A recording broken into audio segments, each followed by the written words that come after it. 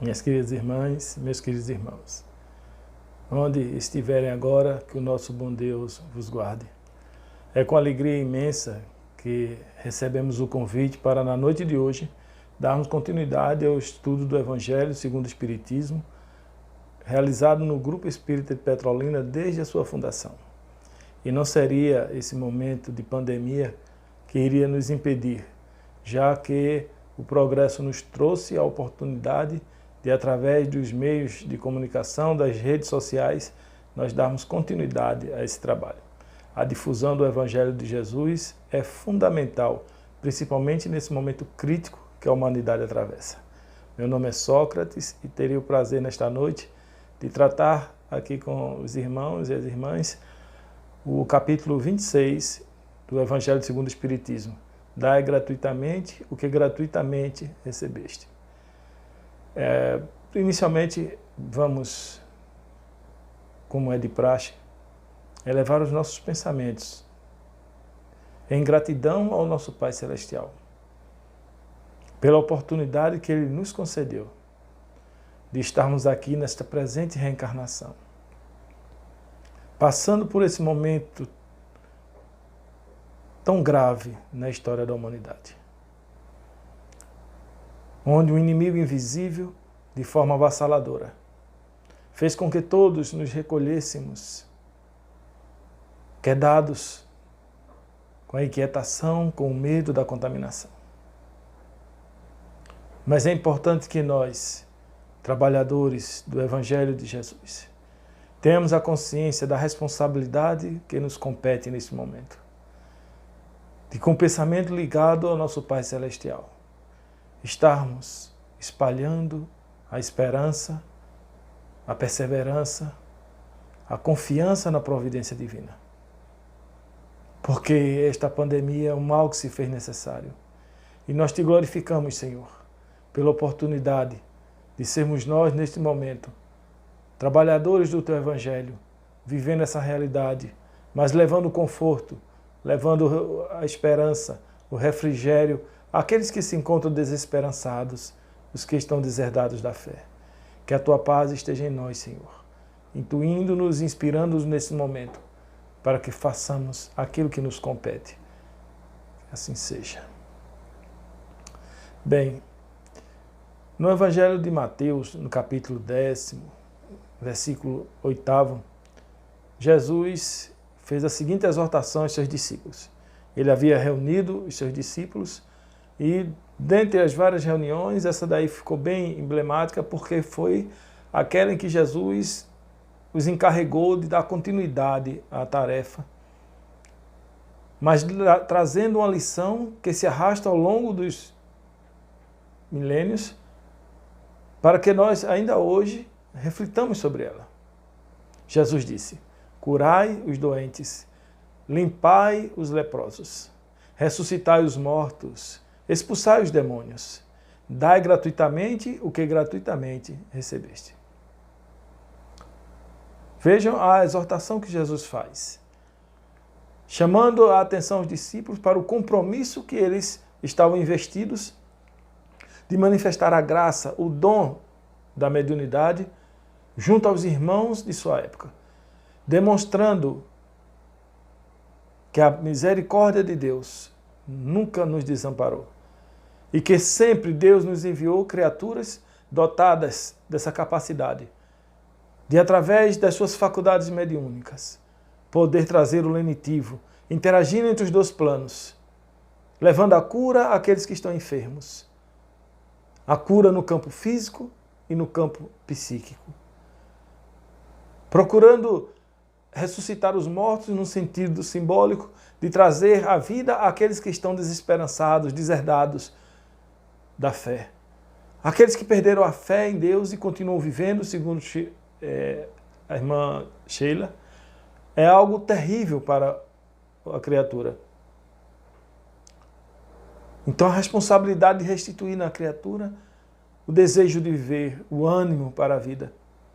E expulsar os demônios, no sentido também simbólico, de expulsar aqueles irmãos malfazejos, aqueles espíritos equivocados, que insistem em subjugar os médios despreparados, que insiste em trazer o infortúnio, o aborrecimento, o desconforto aos lares através dos processos obsessivos. Afastar essas criaturas através de um processo de orientação aos médiuns para que eles saiam daquele campo de vibração, mas também através de uma imposição moral, exercendo essa imposição moral através do seu magnetismo, fazendo com que aquele espírito obsessor, aquele espírito denominado à época de demônio, ele se afaste e deixe o nosso irmão em paz. Mas muito mais importante do que essa exortação ao trabalho é a recomendação que o Cristo faz logo em seguida. Dai de graça o que de graça recebestes. A mediunidade é um dom divino. É uma faculdade que existe nas criaturas, algumas em potencial mais elevado, outras mais retraído, mas que todos nós estamos dotados de alguma forma do potencial da mediunidade. Mas que é um dom que Deus nos atribui para que nós possamos, através dele, possamos nos soerguer, possamos reparar um passado de equívoco, um passado delituoso, possamos construir, através da mediunidade, uma ponte entre aqueles que se encontram perdidos, aqueles que se encontram na escuridão, e aquele manancial de luz que se derrama através da mediunidade, vindo do nosso Mestre Jesus, através dos seus benfeitores, dos seus números tutelares. A mediunidade não é sinal de divindade na criatura. Ninguém é eleito ou escolhido, está acima dos outros pelo fato de ser médium. Todos nós que temos a mediunidade estamos imbuídos, sim, de uma responsabilidade inalienável de exercê-la com gratuidade, de exercê-la a benefício da humanidade. Toda vez que o médium ele se desvia desse propósito, ele se afasta de Jesus.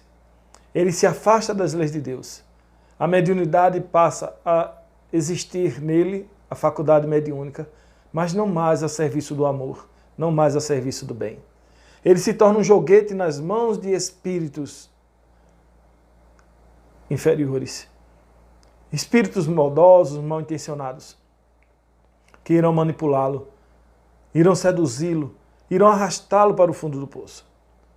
Infelizmente, apesar de já transcorrido tantos anos dessa recomendação do Cristo, mas ainda existem aqueles médiuns invigilantes que mercadejam com a mediunidade, que procuram obter benefícios pessoais através da mediunidade, que vendem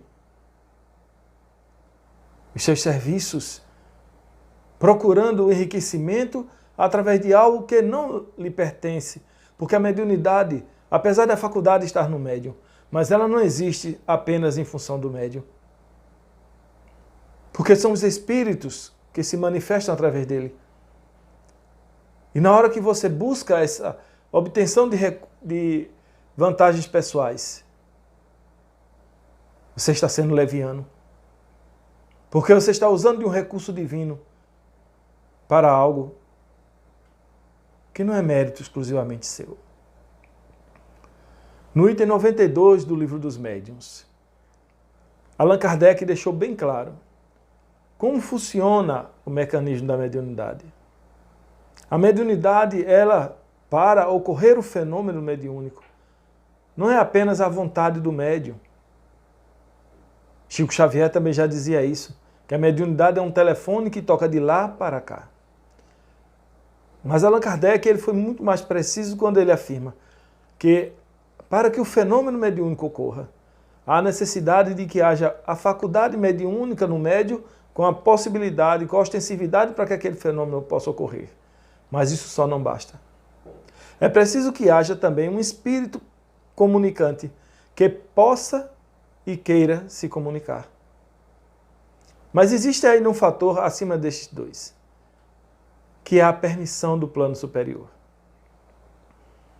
Então não basta que haja faculdade mediúnica no médium.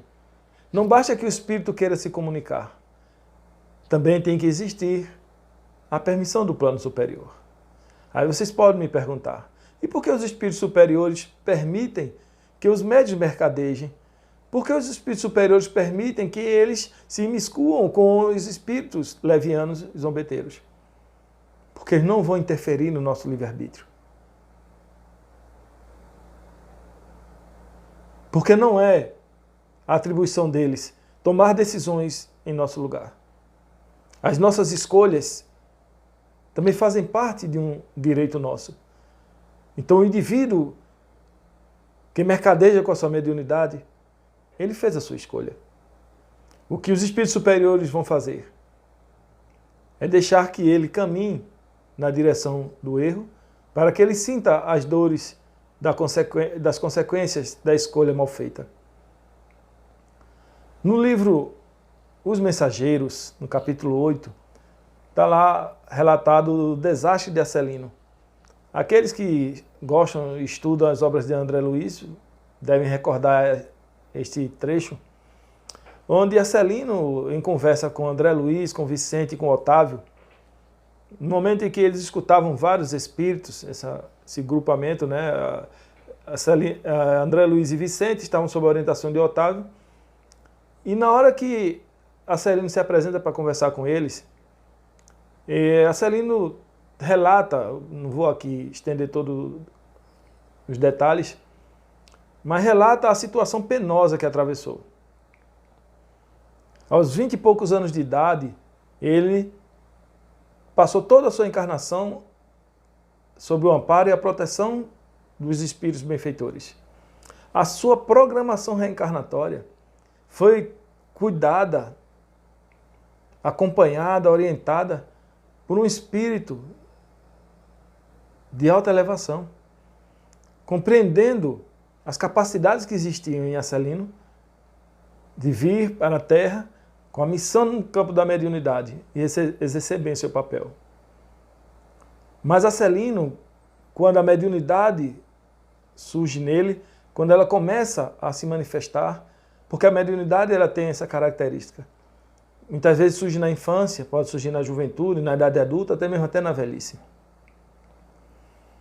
Quando isso começa a acontecer, os fenômenos começam a explodir, a surgir em Acelino, ele simplesmente se encanta com tudo aquilo. Ele se impressiona com tudo aquilo. E começa a usar da faculdade mediúnica para atender aos interesses levianos das pessoas. A virar uma fonte de consultas. O médium, instrumento dos espíritos para responder a tudo que se perguntava. E ele começou a enveredar por um caminho equivocado. Começou a receber brindes, receber presentes, achando justo, já que ele dedicava seu tempo para o exercício da mediunidade, que houvesse alguma forma de remuneração. Acompanhado por também trabalhadores equivocados na casa espírita, que por não estudarem e não compreenderem a mediunidade, começam a exaltar o médium, começam a endeusá-lo, colocá-lo num trono. Ele se envaideceu e achou justo começar a cobrar. Cobrar pelas consultas espirituais. E foi atendendo cada vez mais a pedidos, recebendo cada vez mais criaturas mal intencionadas, eram políticos, eram alguém envolvido em algum crime, alguma coisa irregular, que ia até ele procurar saber o seu destino, procurar saber como as coisas iriam acontecer. E para isso ele sendo remunerado, ele recebendo recursos financeiros. Só que, encurtando a história, ele passou nesse momento a ser instrumento apenas desses espíritos levianos que o seduziram, que o induziram a esse tipo de trabalho. E os seus mentores espirituais, aqueles que haviam trabalhado, haviam preparado Acelino para esta missão, se afastaram. Ele desencarna e passa mais de 11 anos no plano espiritual sendo importunado por aqueles que foram os seus consulentes. Por aqueles que foram atrás dele buscando informações, buscando respostas. Muitas dessas respostas foram falsas, gerando o ódio e o rancor dessas criaturas. E ele fala do seu sofrimento, da sua angústia, por ter negligenciado o dom que recebeu para o exercício da mediunidade. Por ter mercadejado com a mediunidade. Por ter sido leviano, buscando obter vantagens pessoais daquilo que recebeu da graça divina, para colocar a serviço do próximo, para colocar a serviço do amor, para levar o consolo e o reconforto aos nossos irmãos. Infelizmente, o desastre de Escelino não é o único. A história tem trazido muitos outros exemplos de criaturas que se envaideceram, criaturas que se mancomunaram com espíritos levianos, mistificadores, fascinadores. E simplesmente jogaram por terra toda uma oportunidade grandiosa de elevação espiritual. São várias as criaturas que amargam no plano espiritual por terem sido fracas, terem falido nesse compromisso com a mediunidade. E quando se fala de receber alguma graça, significa a oportunidade que Deus está concedendo para que o indivíduo se eleve. E quando se fala também de oferecer essa graça com gratuidade, porque recebeu com gratuidade, não é apenas na questão da remuneração, não é a questão apenas monetária que está embutido nisso. Existe também aquela moeda subjetiva, aquele valor subjetivo. Que muitos, apesar de não receberem dinheiro, mas se alimentam na vaidade dos elogios, da pompa, do destaque que é dado a ele pelo fato de ele ser médium. Toda e qualquer vantagem pessoal que se busca através da mediunidade está contrariando a esse ensinamento de Jesus. Não é pelo simples fato de você não receber dinheiro, pela ajuda que se prestou no campo da mediunidade. Mas se você se deixa envaidecer pelos elogios, pelo destaque, pela pompa que as pessoas tentam lhe dar, pela sua mediunidade ostensiva, você está incorrendo um erro do mesmo grau. Então esse é o trecho primeiro do Evangelho. E tem um outro trecho também, que está destacado para o estudo da noite, que esse está no... São 3 evangelistas que falam dele, falam desse trecho, que trata das preces pagas. Foram 2 trechos destacados. O primeiro é falando da gratuidade com que devemos exercer a mediunidade, ou dar de graça aquilo que de graça recebemos. Que também ainda sobre esse ponto, é importante destacar que se Deus permitisse que a mediunidade fosse cobrada por ela, o que seriam dos pobres? O que seriam das pessoas desprovidas de recurso material que não pudessem pagar? Quando é que elas poderiam ter um consolo de uma comunicação de um ente querido? Quando que elas poderiam se livrar de um processo obsessivo? Se elas não podiam pagar por ele. Então, mais um absurdo é quando se mercadeja, quando se cobra por esse serviço, porque acaba se cometendo também uma infração, um crime contra aqueles que estão desprovidos de recursos materiais. É uma discriminação com relação a esses irmãos.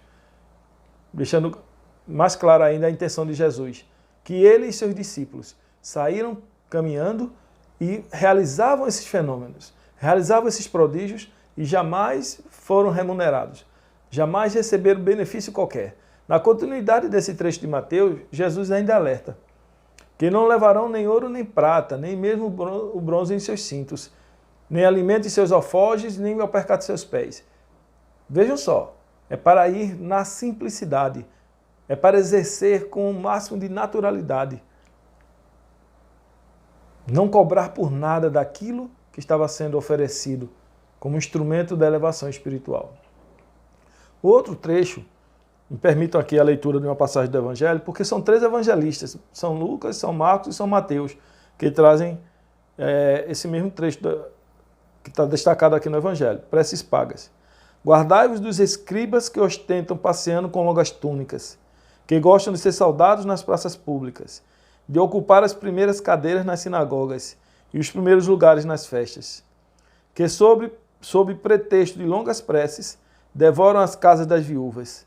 Essas pessoas receberão por isso uma condenação mais rigorosa. Veja que não é só a questão da mediunidade. Jesus aqui também chama a atenção das preces pagas. Do equívoco que é você cobrar pela prece e pela oração que você direciona para alguém. E ele traz à lembrança a postura dos escribas, que eram homens que procuravam se vestir de forma imponente, de forma destacada, traziam longas barbas, que é um sinal de respeito dentro da tradição judaica, mas que, com o pretexto de expropriar as viúvas, de tirar os recursos das viúvas, se ofereciam para fazer suas orações em favor dos mortos. Vejam que coisa mais absurda. Você oferecer a oração e cobrar por ela. Ou você ser procurado por alguém pedindo as suas orações, as suas preces, e você cobrar por ela.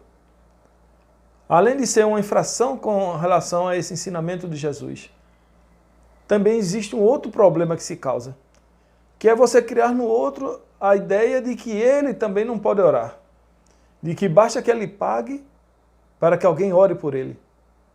Isso é você alimentar no indivíduo um estado de inferioridade. Nós devemos procurar orar em favor dos necessitados, mas, acima de tudo, ensiná-los também a buscar, através da oração, essa ligação com o plano superior, essa ligação com Deus, essa sintonia com os amigos espirituais. Porque Ele nos sustenta no momento da aflição. Ele nos fortalece no momento da nossa luta diária para vencermos a nós mesmos, para superarmos as nossas más inclinações. E precisamos compreender que a oração é um mecanismo efetivo de elevação espiritual, porque através da oração nós conseguimos a autoiluminação, nós conseguimos elevar o nosso pensamento, alimentado pelos sentimentos que emergem do nosso coração, em direção a um plano superior, buscando a sintonia com o Pai Criador. Toda a prece, ela alcança o seu endereço. E como ela é esse mecanismo de ligação com Deus, é um absurdo que você cobre para orar em favor de alguém. Porque esse é um ato de caridade. É um ato beneficente, você orar em favor de alguém. Você orar não só pelos amigos, mas também por aqueles que vos perseguem e vos caluniam, como Jesus recomendava. A oração é um estado de graça da alma. É um momento de reintegração do nosso ser, da nossa essência com o nosso Pai Criador. E nós não devemos cobrar quando usamos desse potencial que existe em nós. Muito pelo contrário, o que nós devemos é ensinar aqueles que ainda não sabem, aqueles que vivem em busca de alguém que ore por ele, que esse potencial também existe dentro dele. Que a oração, ela não está atrelada à multiplicidade ou à beleza das palavras que se colocam na oração, mas sim ao sentimento que emerge de dentro do indivíduo, ao arrobo que sai de dentro do seu coração, fortalecendo as suas palavras, magnetizando as suas palavras, os seus pensamentos. É esse sentimento que você canaliza no momento da prece, que faz com que ela alcance o seu destino com a propulsão da vontade que você empregou. Então, minhas queridas irmãs, meus queridos irmãos, vejam que os dois trechos, eles são bastante claros e objetivos com relação ao que nós devemos fazer com os dons que recebemos de Deus. Primeiro, a prática da mediunidade. Jesus não falou objetivamente da mediunidade, mas ele falou dos dons que estão relacionados à mediunidade. E dentro desses dons, a mediunidade de cura é aquela que é uma das mais raras, mas também uma das mais sublimes. E é que torna o indivíduo ainda mais abjeto se ele cobrar pelo que ele está fazendo. Curai os doentes, limpai os leprosos, ressuscitar os mortos, expulsar os demônios. Esses são os trabalhos que nós procuramos desenvolver dentro da Casa Espírita. No silêncio de uma reunião mediúnica, na simplicidade de uma sala de passe, na alegria da exortação de um palestrante, na euforia do trabalho do evangelizador, no amor que transborda no coração daqueles que trabalham na promoção social. Em todos os departamentos de uma casa espírita, nós temos que estar todos imbuídos dessa responsabilidade de trabalhar e servir em nome de Jesus, amando o nosso próximo, amando o nosso semelhante, enxergando em cada um deles um instrumento que Deus nos coloca ao dispor, para que nós possamos edificar dentro de nós e em torno de nós um reino de paz, de amor e de bondade. Nós estamos chegando ao final da nossa apresentação, com o coração cheio de alegria, pela oportunidade de ver que a nossa casa continua de pé. Porque o Grupo Espírita de Petrolina, ele não está representado nas paredes e telhados da nossa instituição, mas ele está representado no ânimo, na determinação, na perseverança de todos os corações que encontraram naquela casa um oásis de luz, descedentando a sede de conhecimento, a sede de amor, com que atravessávamos a experiência carnal.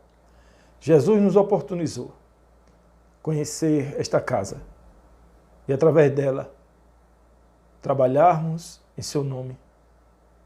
E nesse momento de tanta aflição, de tanta contrição no mundo, que permaneçamos nós, trabalhadores e frequentadores do Grupo Espírita de Petrolina, irradiando os bons pensamentos, os bons fluidos, para que a espiritualidade amiga permaneça, canalizando essas energias para o bem maior, auxiliando os espíritos que estão tutelados em nossa casa, os nossos irmãos encarnados necessitados do auxílio espiritual, que mesmo no isolamento possam receber o benefício da visita das nossas caravanas de luz. E somos nós, todos nós, trabalhadores abnegados da Casa Espírita, que devemos contribuir para a permanência das atividades. Essa pandemia vai passar. Todos nós devemos elevar graças a Deus por estarmos vivendo esta realidade, esse momento de transição. Estamos entrando para a história, mas que façamos a mudança no curso da história. Que saiamos dessa pandemia criaturas renovadas, melhores do que antes. Não nos deixemos amedrontar, não nos deixemos acomodar. Elevemos o nosso pensamento, confiantes que por cima de toda essa tempestade que estamos atravessando, existe um sol radiante, brilhando, derramando sua luz e calor sobre toda a humanidade. É Jesus, o Espírito Luz, o governador do nosso planeta, o nosso mestre, o nosso guia. Que Ele esteja conosco, que Ele esteja em cada um de nós. Que a paz de Deus habite os vossos lares e que consigamos nos reencontrar após tudo isso, sem faltar ninguém. Se porventura alguém partir para a pátria espiritual, que leve a certeza da imortalidade da alma e também as nossas vibrações através das nossas preces. Oremos com muito fervor pelos irmãos que estão sendo reconduzidos à pátria espiritual através da pandemia. Oremos por seus familiares, porque a oração é o melhor que nós podemos oferecer neste momento. Por aqueles que se encontram na frente de combate, os operadores da área de saúde, da área da limpeza, da segurança, que todos estejam amparados e protegidos pelas nossas orações. Que Deus nos abençoe, que Deus nos ilumine. Um beijo carinhoso em cada coração. e votos de muita paz.